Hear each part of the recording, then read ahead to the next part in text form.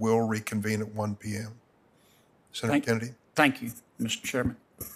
Counselor, you're at Butler Snow? Yes. Your partner? Yes, Senator. It's a good law firm.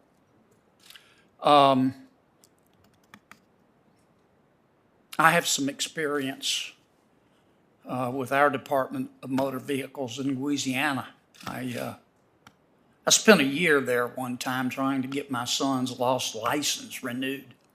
I remember all they had. I didn't bring any reading, and I remember all they had were copies of Popular Mechanics from like 1997 or something to read. Our problem in Louisiana is our employees there are good. It's our politically appointed managers.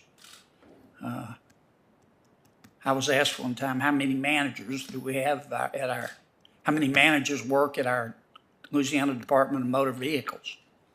And I said about half. Let me ask you a couple of questions. First, you do I understand your participation in Boys and Girls Club? Tell me about that briefly. Thank you, Senator, for that question. So as a youth, I grew up. That was like my home away from home. From the time I was 9 years old till I went off till I went to college. It's a really good organization. Absolutely. Every year or two, Mr. Denzel Washington, who's one of the 5 coolest people on the planet, comes up here to lobby for money, not for himself, for Boys and Girls Club. So I've had a chance to get to know a little bit about it. You worked at let me ask you this. Do you think America is mostly good or mostly bad?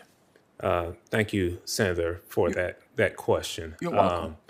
I believe that America is the greatest country in the world. I don't know in any other country where I could be in this position to come from where I've come from and be in a position to be nominated to the Sixth Circuit and be speaking to senators. I could have never imagined this happening. And maybe it happens in other countries, but it's the greatest country in the world to me.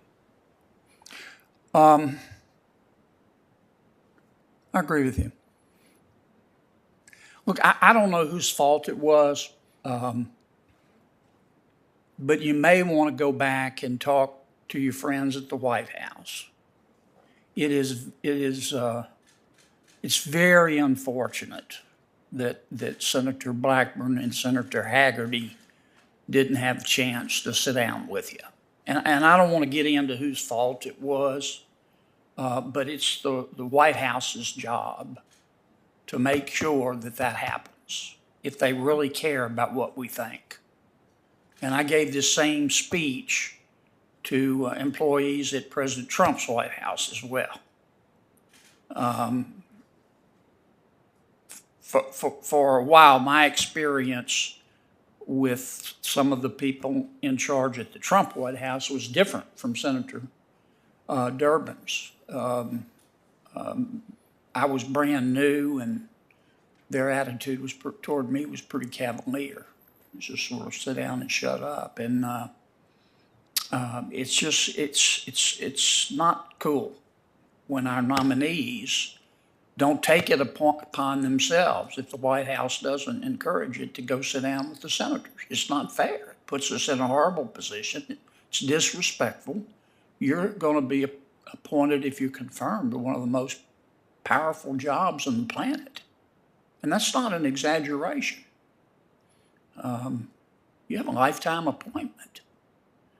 And I wish you'd deliver that message. Tell me in the few minutes I have left, tell me that your work, well, let me try this. It's been suggested you don't have any experience, okay? And you don't have the experience to be on the Court of Appeal. Can you address that? Tell me what your answer is to that. Thank you, Senator Kennedy, for that question. Throughout my career, I've handled 23 appeals to conclusion. I have one matter pending before the Sixth Circuit. In the vast majority of the appeals that I've handled, I have been the primary drafter of the appellate briefs. I've argued 10 cases to the Tennessee Court of Appeals and the Tennessee Court of Criminal Appeals.